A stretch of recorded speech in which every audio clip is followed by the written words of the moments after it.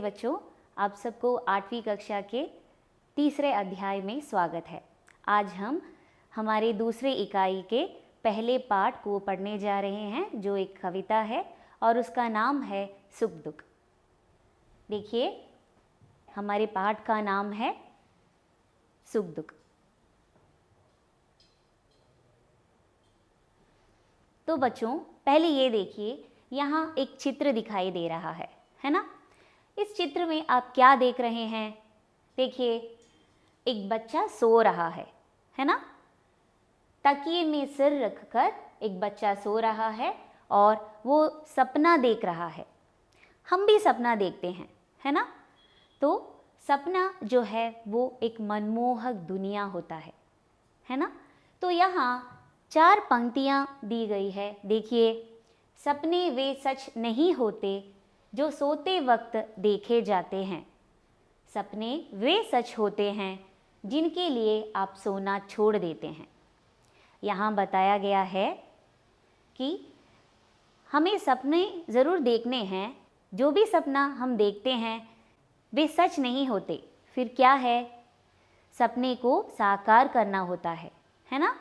वे ही सपने सच होते हैं जिनके लिए हम अपना सोना छोड़ देते हैं। तो ये 4 पंक्तियाँ हमारे पूर्व राष्ट्रपति अब्दुल कलाम के हैं। इसका मतलब ये है कि हमें ज़रूर सपना देखना है, सबको सपना देखना है, लेकिन उन सपनों को साकार करने के लिए हमें क्या करना है? हमें बहुत मेहनत करना है। हमें अपना नींद, चैन सब छोड़ देना है, ठीक है। तभी तो हम उन सपनों को साकार कर पाएंगे। अभी देखिए, ये चित्र आप देख रहे हैं, ये हमारे पूजनीय कवि सुमित्रानंदन पंत जी का चित्र है, ठीक है। तो आप सबको पता है कि सुमित्रानंदन पंत जी हमारे हिंदी साहित्य में कितने प्रसिद्ध थे। उनका जन्म 20 मई 1900 को कुमायूं के कौसानी ग्राम में हुआ था। वे हिंदी साहित्य में छायावादी युग के प्रमुख 4 स्तंभों में से एक थे।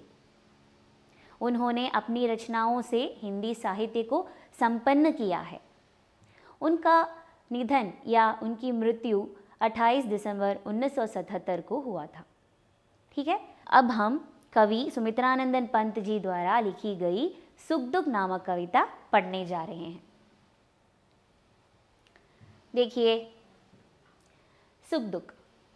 मैं नहीं चाहता चिर सुख, मैं नहीं चाहता चिर दुख। सुख दुख की खेल मिछौनी, खोले जीवन अपना मुख। मैं एक और बार दोहराती हूँ। मैं नहीं चाहता चिर सुख, मैं नहीं चाहता चिर दुख। सुख दुख की खेल मिछौनी, खोले जीवन अपना मुख। यहाँ कवि कहते हैं कि मैं नहीं चाहता चिर सुख। चिर का अर्थ क्या है? चिर माने सदा रहने वाला, हमेशा रहने वाला। तो कवि बता रहे हैं कि मैं हमेशा रहने वाला सुख या हमेशा रहने वाला दुख मैं नहीं चाहता, मुझे नहीं चाहिए। मैं यही चाहता हूँ कि मेरे जीवन में सुख और दुख दोनों एक ही मात्रा में आए, समान रूप से आए, या बार बार आते जाते रहे। यहाँ कवि कहते हैं कि सुख दुख की खेल मिछौनी, खोले जीवन अपना मुख। जिस प्रकार बच्चे, छोटे छोटे बच्चे आंख मिचौनी का खेल खेलते हैं, अब सबने देखा होगा, आपने भी खेला होगा, है ना। जब हम आंख मिचौनी खेलते हैं तब कुछ बच्चे छिप जाते हैं और फिर बाद में बाहर आ जाते हैं, है ना। उसी प्रकार कवि यहाँ यही बताना चाहते हैं कि सुख और दुख मेरे जीवन में आंख मिचौनी का खेल खेले, यानी बार बार आते जाते रहे मेरे जीवन में सुख दुख, ठीक है। अभी देखिए, अगली पंक्तियाँ देखिए।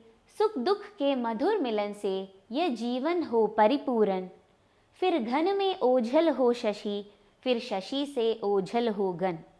यही बताया गया है कि सुख दुख के मधुर मिलन से यह जीवन हो परिपूर्ण।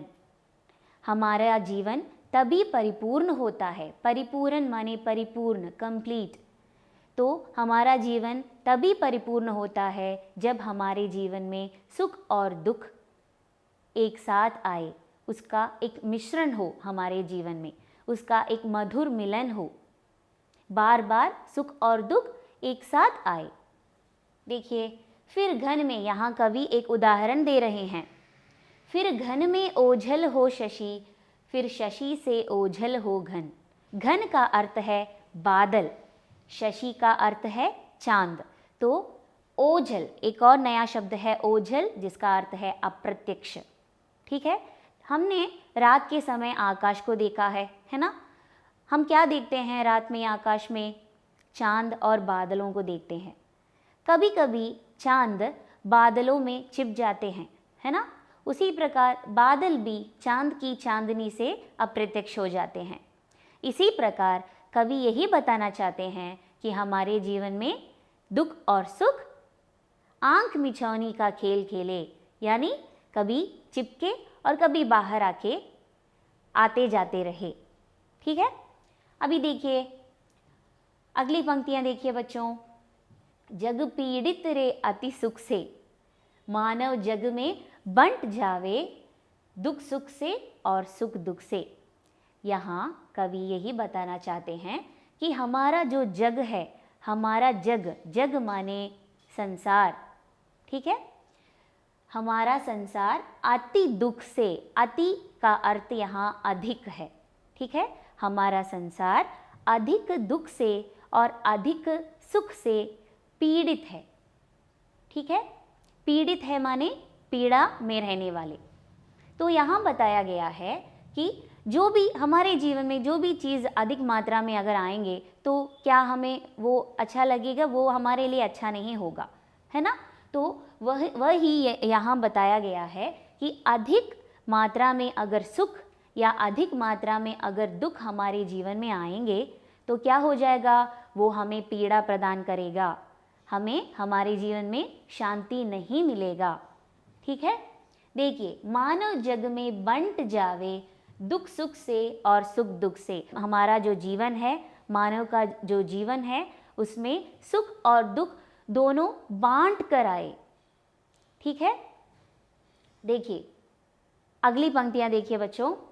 अविरत दुख है उत्पीड़न, अविरत सुख भी उत्पीड़न, दुख सुख की निशा दिवा में, सोता जागता जग जीवन।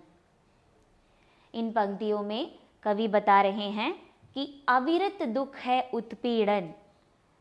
अविरत का अर्थ है निरंतर आने वाला, और उत्पीड़न का अर्थ है पीड़ादायक, पीड़ा देने वाला। तो कवि यहाँ बताते हैं अविरत दुख उत्पीड़न है, और उसी प्रकार अविरत सुख भी उत्पीड़न है। निरंतर आने वाला दुख और निरंतर आने वाला सुख हमारे लिए पीड़ादायक है, वो हम कभी बर्दाश्त नहीं कर सकते, वो हमारे लिए पीड़ादायक है। देखिए यहाँ यह बताया गया है कि अच्छा बच्चों, आप लोग ये बताओ, क्या अगर सुख हमारे जीवन में आते ही रहेंगे तो क्या हम उसका महत्व समझ सकेंगे? नहीं, हम सुख का महत्व तभी समझ सकेंगे जब वह दुख के बाद आए। ठीक है, मैं एक और बात दोहराती हूँ, सुख का महत्व हम तभी समझ पाएंगे जब वह हमारे जीवन में किसी दुख के बाद आएंगे। ठीक है, अगली पंक्तियां देखिए। दुख सुख की निशा दिवा में, सोता जागता जग जीवन। दुख सुख की निशा दिवा में, कवि ने यहाँ निशा और दिवा दो शब्द दिए हैं। निशा का अर्थ है रात और दिवा का अर्थ है दिन। कवि कहते हैं कि दुख और सुख निशा दिवा के समान है।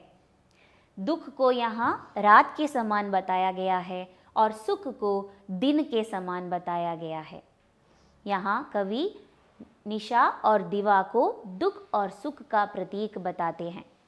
ठीक है, तो सोता जागता जग जीवन, जिस प्रकार हम रात में सोते हैं और दिन को जागते हैं, उसी प्रकार दुख रूपी रात में हम सोते हैं और सुख रूपी दिन में हम जागते हैं, और यह हमारे जीवन में आते जाते रहना है। ठीक है, देखिए अगली पंक्तियां देखिए। ये सांझ उषा का आंगन, आलिंगन विरह मिलन का, चिरहास अश्रुमय आनंद रे इस मानव जीवन का। देखिए, यह सांझ उषा का आंगन, आलिंगन विरह मिलन का। यहाँ कवि ने सांझ और उषा बताया है।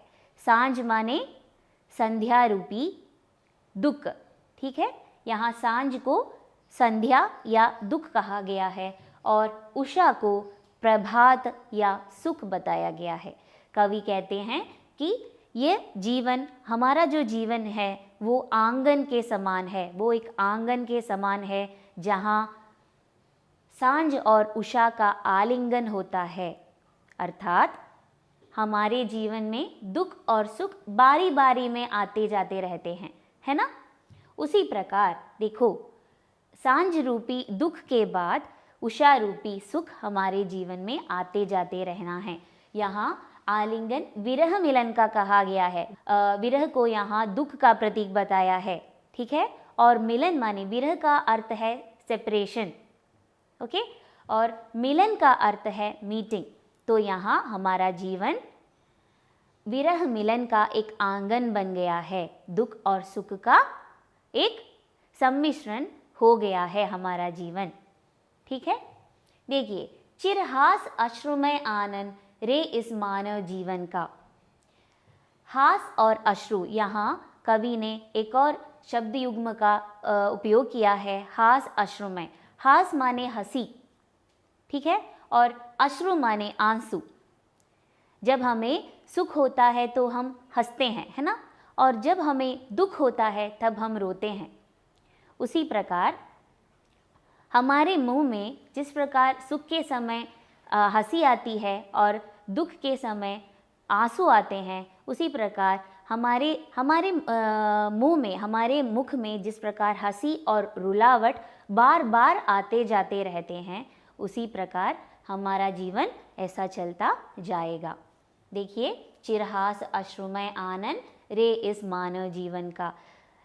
ऐसा ही कहा जाता है कि हमारे मानव जीवन में दुख और सुख का होना अति आवश्यक है, उसके बिना कुछ भी नहीं चलेगा। अगर हम हमेशा सुखी रहेंगे तो हम सुख का महत्व नहीं समझ पाएंगे।